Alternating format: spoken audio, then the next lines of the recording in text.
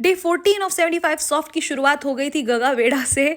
और फिर थोड़ा सा गगा वेड़ा करके बहुत सारा काम करने के बाद हमने प्रैक्टिस इसी आउटफिट में चालू कर दी थी, यानी कि घर के कपड़ों में ही स्टार्ट कर दी थी।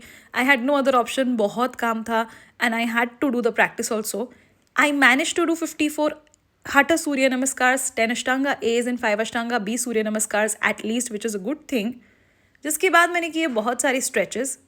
आई am really glad and proud of myself कि मैंने all 7 days of the week practice करा, एक भी दिन प्रैक्टिस मिस नहीं करी। At least one practice I have done all the 7 days, irrespective come what में। इतने सारे क्लासेस भी लिए, बहुत सारा काम भी किया, सोशल इवेंट्स भी अटेंड किए, but I have been mindful about my eating pattern and I have practised. फिर शुरू किया हमने ब्रेकफास्ट से दिन। ये था मेरा चिया फ्लैक्सीड का water, overnight soak dry fruits and जो ग्रेनोला हमने बनाया था, सुखड़ी बनाई थी, वही खा ली।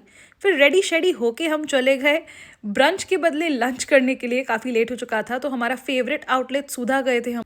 वहाँ डिलिशियस साउथ इंडियन लंच करने के बाद हम लोग आ गए घर वापस। वहाँ पे मैंने एक कप ऑफ कॉफ़ी पिया विद दिस ब्यूटीफुल व्यू।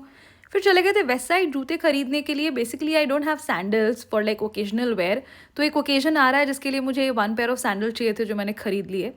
जिसके बाद हम गए थे हमारे फ्रेंड्स के घर and we played sequence. It was so much fun, we enjoyed a lot and it's always fun with all of them. फिर रात को खाना खाने हम चले गए रेस्टोरेंट, जहाँ पे पनीर का स्टार्टर, छाछ और दाल चावल खाए and that was our end of the Sunday.